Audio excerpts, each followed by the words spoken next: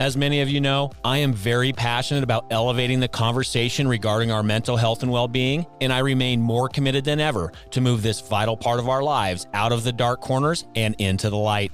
To further my commitment, I asked a national leader in the field of pediatric mental health to share his pioneering journey, work, and mission of improving the mental well-being of children across the country. During this episode, we are fortunate to learn from Dr. Parker Huston, Clinical Director for the On Our Sleeves program, which is part of Nationwide Children's Hospital in Columbus, Ohio. Dr. Huston and his team are working tirelessly to make mental health care accessible to all children and their caregivers in every community across our nation.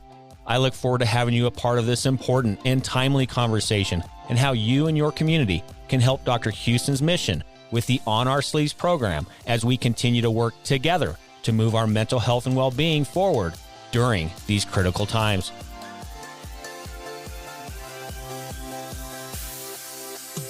Welcome to Passionate Pioneers with Mike Biselli, where we highlight and speak with the innovators, the game changers, and the pioneers who are deeply passionate and relentless in solving the problems our world is facing today. This is your opportunity to connect with and learn from these leaders and to support them on their mission. Perhaps they will soon be hearing your story as well. This is Passionate Pioneers with Mike Biselli. I look forward to having you on this journey with us.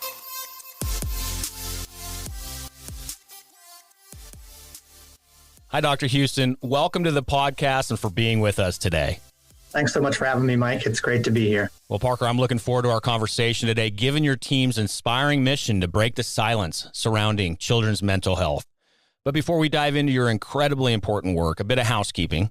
While listening to any of our episodes, please take a moment and visit passionatepioneers.com in order to share your ideas and feedback. Simply scroll to the comments section at the bottom of each posted episode. And lastly, please take a moment to subscribe to the podcast so you will automatically receive episode updates in your podcast player. Simply search Passionate Pioneers with Mike Biselli in Apple Podcasts, Spotify, or wherever you listen to your podcasts. All right, Parker, it's almost time to learn how you and your colleagues are working to provide every community in America access to free, evidence-based educational resources necessary for breaking stigmas about child mental health and educating families and advocates. But first, I'm going to randomly select an icebreaker question so we can get to know you personally. Let's see what comes up here.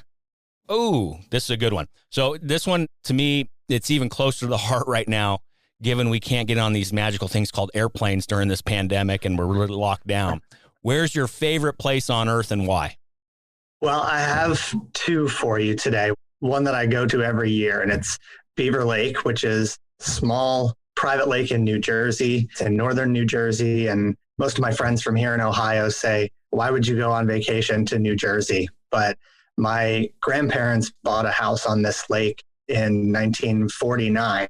And so my mom has gone there every year of her life, and I've gone there nearly every year of my life. And so now my family have a house there as well. It's really quiet. It's peaceful. I've grown up with all the people there over the summers when I was a kid. And so that's probably my yearly happy place that I get to go. And now I take my own kids. But then, one of those one-time, where have you been that really changed your mindset or made an impact on you? I have been able to travel all over the world, but the place that really sticks with me is a little town called Hallstatt in Austria. And it's up in the Alps on a lake. Some of the nicest people that I've met there, really beautiful scenery. There's a tram you can take up the mountain to overlook the lake and the valley. And I think it made an impression because I had recently been traveling in a lot of large cities across Europe. And this was just a real sanctuary and a quiet place.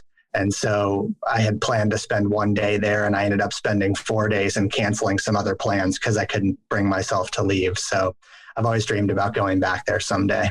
I am right there with you. I have been to Austria once, and it was unbelievably gorgeous, just stunning. Small little towns everywhere. It was beautiful.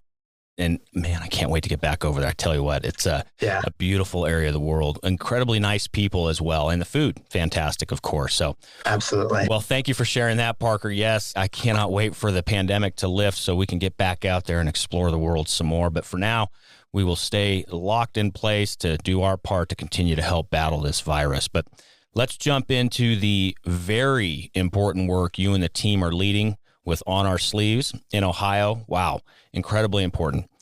But before we go into that, what you guys are doing with the organization and the movement to do exactly that I just described on the opening of this episode, take us back though, Parker. Tell us how you got to where you are today, being the clinical director of On Our Sleeves. Take us through the journey, and then we'll dive into On Our Sleeves.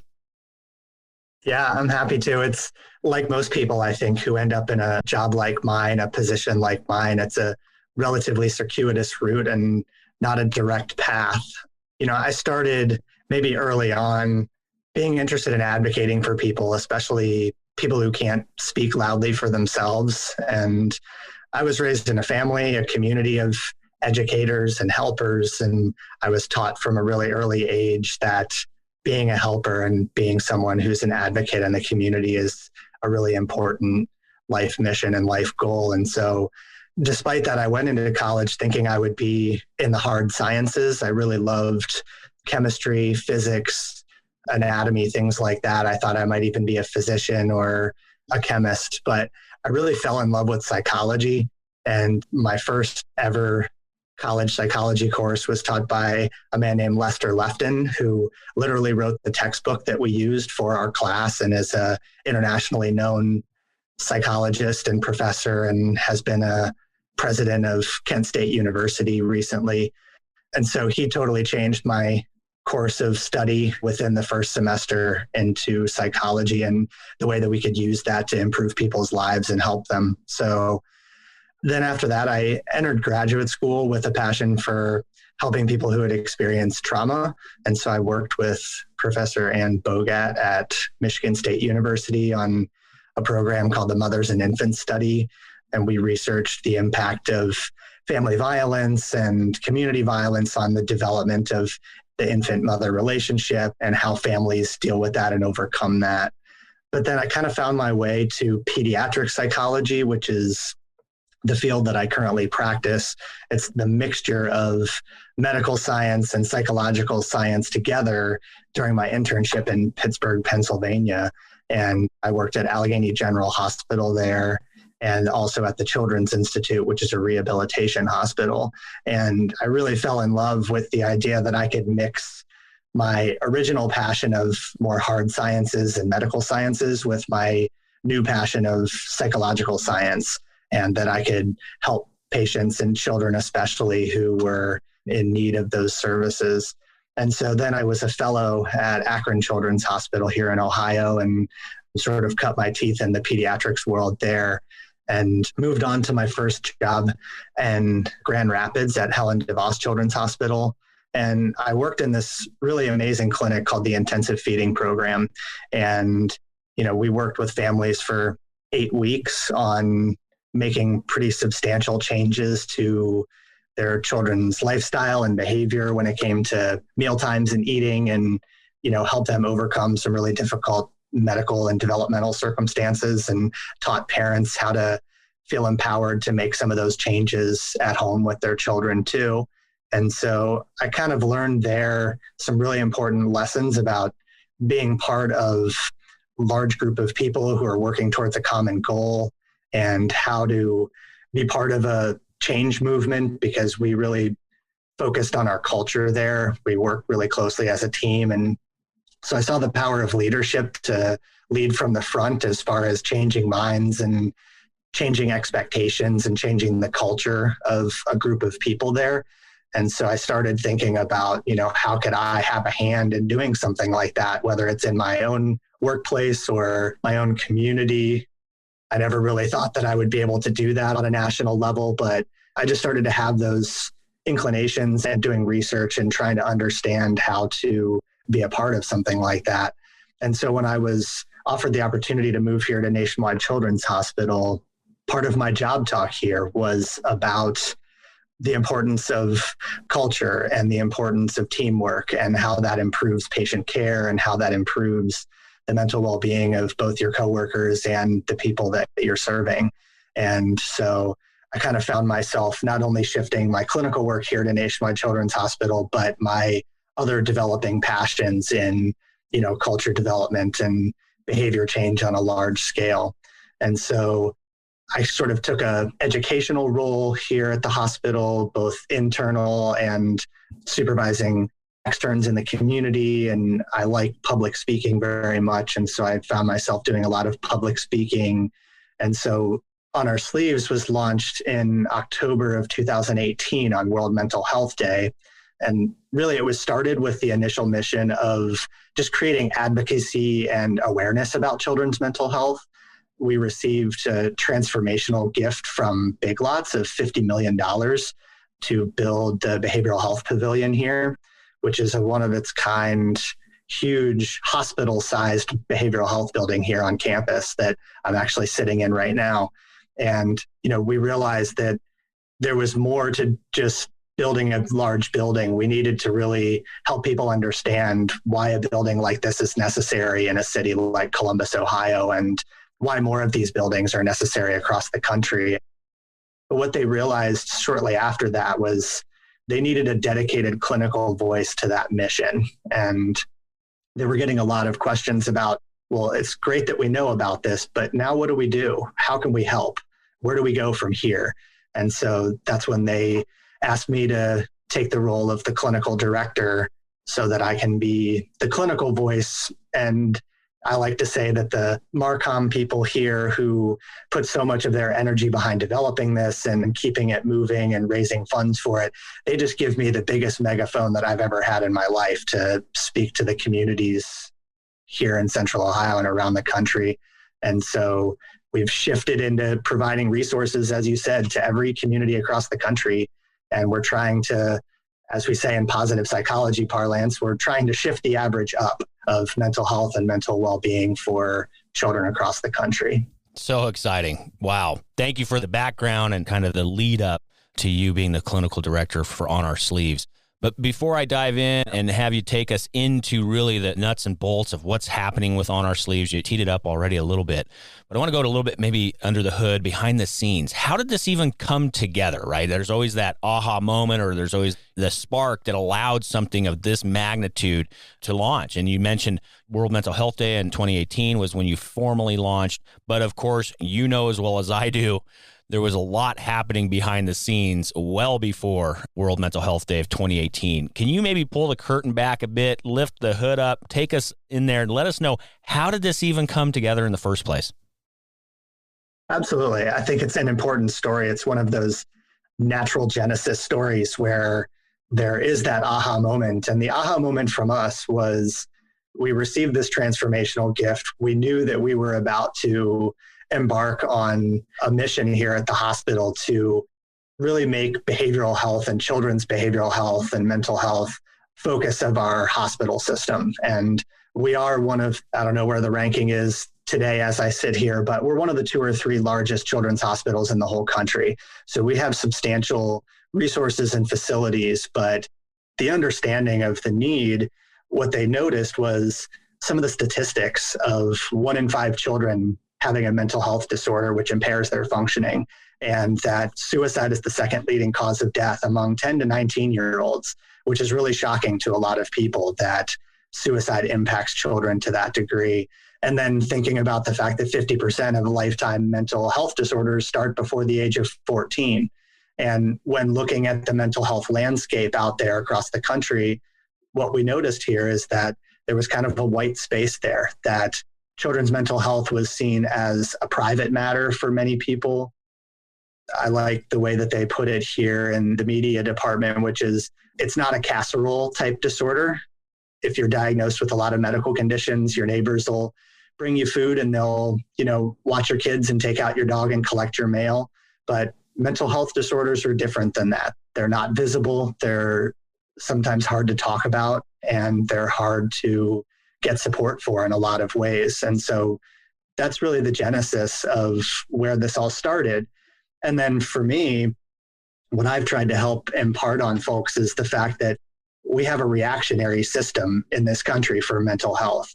And as efforts have shifted in the physical health side of things to prevention and understanding things like preventing obesity and exercise and other smoking cessation, all of those type of things, we want mental health to be the same way. We want to think about it as, in a positive psychology way, we want to take our knowledge of what we know about mental health and disorders of mental health. We want to provide awareness, education, evidence-informed resources to be proactive. We want to think of this as a skill that we can build of resiliency, social emotional skills, and awareness that will help in the prevention side of mental health for kids. So that's where we really shifted our mission from just awareness and advocacy, which are still core tenets of On Our Sleeves, to providing those resources of, well, what do we do now? How do I help the children in my classroom? How do I help my own children? How do I partner my organization to, help my colleagues or coworkers with solving this issue and improving children's mental health? Well, I'm going to go ahead and grab my soapbox for just a quick moment here. I'm going to jump on it, and I'm going to just kind of plus one a little bit of what you said. Many of our community members here that are part of Passionate Pioneers know how dedicated I am and laser focused I am on continuing to uplift all of our leaders across this nation that are working tirelessly around elevating this notion of mental health and well-being and making it part of our everyday nomenclature. We had Dr. Benjamin Miller on episode 2. Actually, he was our very first guest over about a year ago, and he's the chief strategy officer over at Wellbeing Trust. And he mentioned during that podcast recording, and I still remember it for a very long time, it's the words that we use, it's the words that we choose on how we talk about these types of topics. And I think this is exactly the conversations that we need to be having and continue to uplift leaders just like you. So no, I'm going to continue to sound the alarm in very good ways to let our community know that we need to be talking about it. We need to be celebrating it. There's nothing wrong with it. Just like if I were to go to the gym and get a good workout in, there shouldn't be any problems of me sharing that with you, and conversely, you sharing with me maybe a breakthrough moment you had with your therapist. These are the ways that I hope that we can continue to move our nation forward as leaders. So I'm going to go ahead and jump off my soapbox now, but I wanted to make sure that I continue to share with our community. We will continue to be dedicated to this. This is incredibly important and even further exacerbated by this pandemic of this need. So, with that, Parker, thank you so much for all of that insight and that passion, the mission that you guys are on. But let's also talk about the name. I love the name, and I want our community to hear why you chose the name. What does it mean? What does On Our Sleeves mean? Well, it's a riff on the old saying of we don't wear our hearts on our sleeves. And what we wanted to communicate is that children don't necessarily wear their emotions on their sleeves. They might act their emotions out in behavioral ways, and we might consider them a child who's difficult to manage or who acts out in school. There's usually a lot more to it. And when you get down to it and ask them more questions and show real interest in developing their ability to talk about things like their moods and emotions and their experience in the world, we can start to see that we can get those things out of them. We can understand their experience more, and we can help them more. So On Our Sleeves is the idea that we want to make their experience more visible. We want to make their emotions and their moods and their happiness and joy, we want to make that easy to see for people through conversation and through advocacy on their behalf. And so that's why we chose On Our Sleeves. And we created all these great icons that you'll see if you go to our website or if you see any of our materials. There's all these kid-friendly icons, and some of them are things that might make you think of sadness or frustration or anger, and other things are hopefully something that'll bring you joy. And each of the icons means something different to each person that looks at them. And it's a way of thinking how to bring out some of those thoughts that are usually private and that we don't typically ask more than on a cursory level, especially to our children. Well, thank you for framing that up as well, Parker. So at the top of the episode, we were framing this up that all of you are dedicated to every community in America to give them access to the free evidence-based educational resources necessary to break these stigmas about child mental health. How are you guys going about that tactically, right? That's a big comment. I love it. It's very inspiring. Here you are based in Columbus, Ohio, but how are you tactically as an organization really fanning out across the country to deliver on exactly that mission? Well, I can think of 3 ways, and maybe I'll add a 4th as I'm thinking through it. But the first way is focusing on getting the word out through media appearances, writings, podcasts like yours, Mike, are super helpful in that way. But, I do a lot of public speaking, both for media outlets. I'm on the radio relatively frequently. I was just in the New York Times earlier this week. Every time we talk to the media, we try and bring it back to the need for advocacy, the need for greater understanding and partnering with us. So that's one way of getting the word out in as large of an area as we can. We're also starting to partner more with national leaders in especially working with kids in different ways. So one of my favorite examples is we put a high value on teachers and educators as someone who has frequent contact and is seen as an advocate for children already. And so we like to create school-based resources and different types of activities that teachers can do during the day at school. And so we've partnered with a group called Young Minds Inspired, and they're a national teacher serving organization who they also provide free resources to teachers across the country. And forget the exact number as of today, but it was somewhere in the area of they're in about 55,000 out of the 65,000 elementary schools in this country. And so we partnered with them to create some resources to disperse to teachers in that way, to help with lesson planning and just to make it as easy as possible for teachers to include this in their daily functioning as a teacher. We also are partnering with a lot of nonprofits, and we're in negotiations with many groups right now, national child serving organizations that, we're hoping will use our materials and will implement things in their communities across the country. And in part, we're going to offer to educate all of their staff as well. So we're creating trainings about how do you have these conversations with the kids that you're mentoring or that you're serving or caring for. What might you hear back and how would you respond to that? How would you respond to a child who's in distress? How would you respond to a child who wants support in a specific way? And so that's another way. The final way that I can think of off the top of my head is partnering with businesses across the country. And in this case, we're actually wanting to serve those businesses. We're in development right now of a workplace curriculum about child and family mental health and mental wellness. And it's going to be both a educational platform for helping companies understand how they can make good decisions for their employees and the impact of mental health on families and their employees, but also for the employee side of things, we're going to use some of our materials to give them advice about what could you do in your own home to help improve your children's well-being and your own well-being at the same time. And so these are all things that we do at no cost for free. All of our materials are open to whoever would like to download them and use them. And so while we say we're serving communities across America, we really are serving communities across the world because we've had plenty of interaction from other countries, Canada and the UK. I've had some people tune into some webinars from Scotland and India and Japan and South Korea. So, we're willing to help anybody who's out there who wants to benefit from our information. And when you start thinking about the future state as well, Parker, obviously that is a lot. You guys are already serving, like you said, leaders across the world.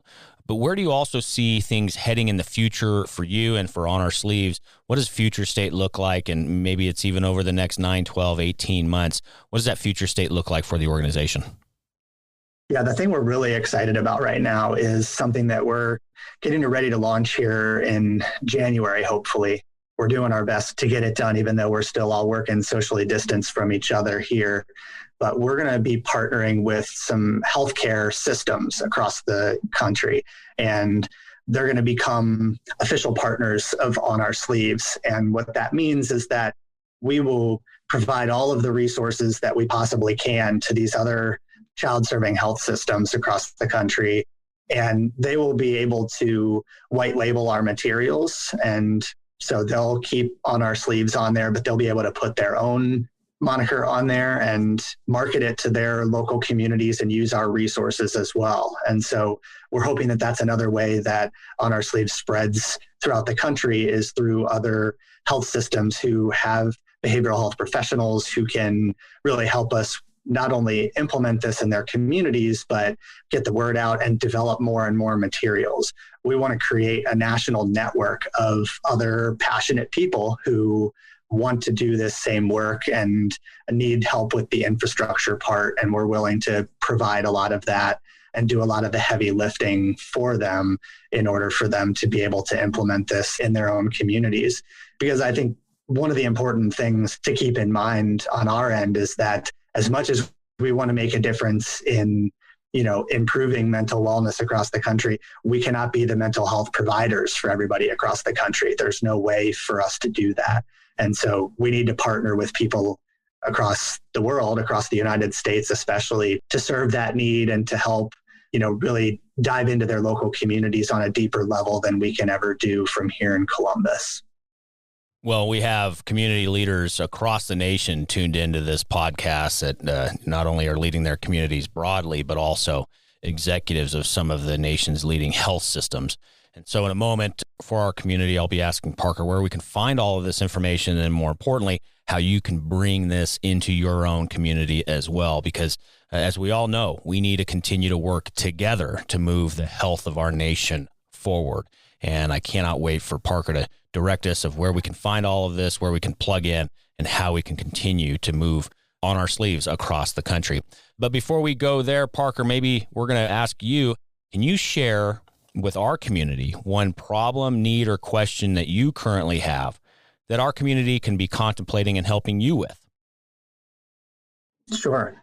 The need that we have is, kind of what we've been talking about. We need people across the country and across the world who are passionate about improving children's mental health to partner with us in some key ways. I have 4 ways that you can partner with us based on who you are, and maybe you might fit into more than one of these buckets. But number 1 is just to advocate in your community. Sometimes a community is larger than another. So we have some people who advocate in their community, which means amongst their friends and family.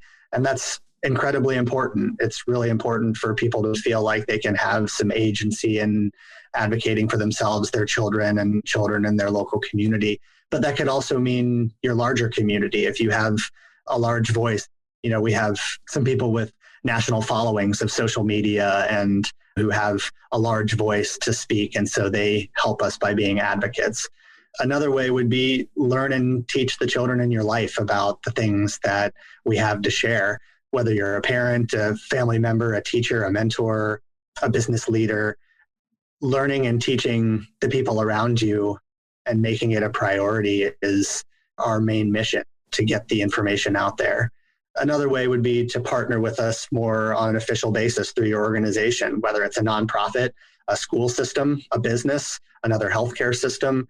We're really interested in partnering with all of those groups, and we find common passions in pretty much every group that we meet with.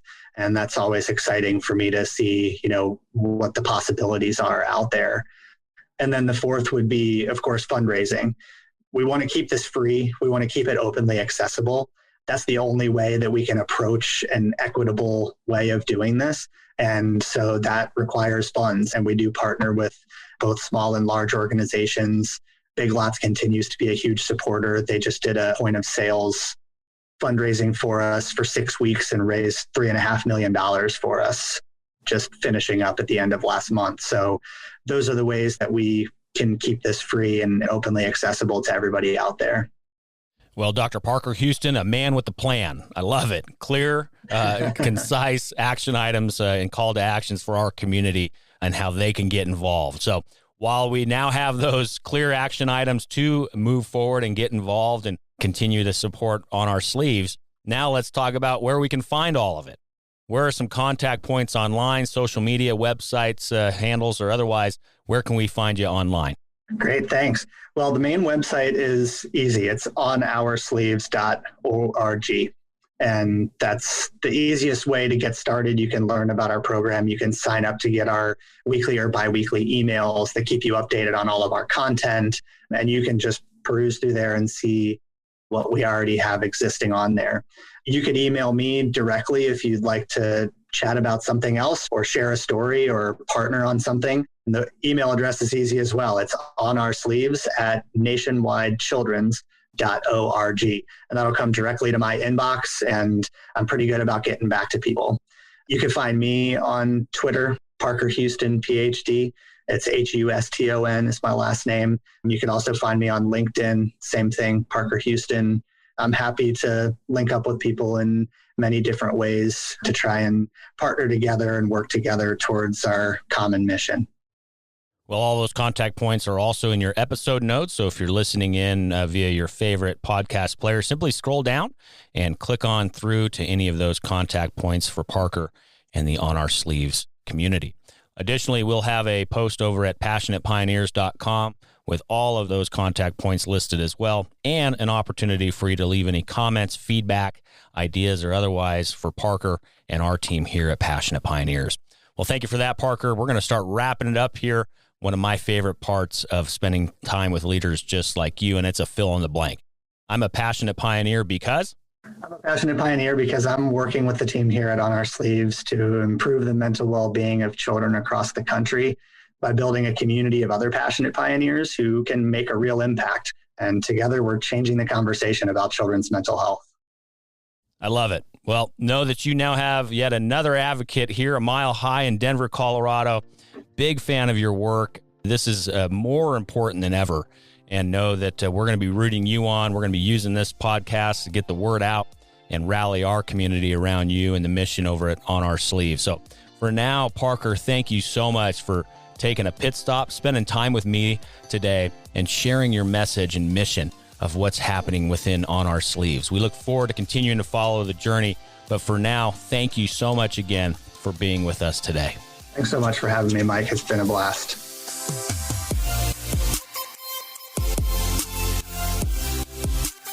Thank you for joining us today on Passionate Pioneers with Mike Biselli. We'd love to hear your feedback about the podcast so we can continue to improve this community and to further support the pioneers being featured. Lastly, please take a moment to subscribe to the podcast and invite your friends and colleagues to join us. This is Passionate Pioneers with Mike Biselli. I look forward to having you back with us during our next episode.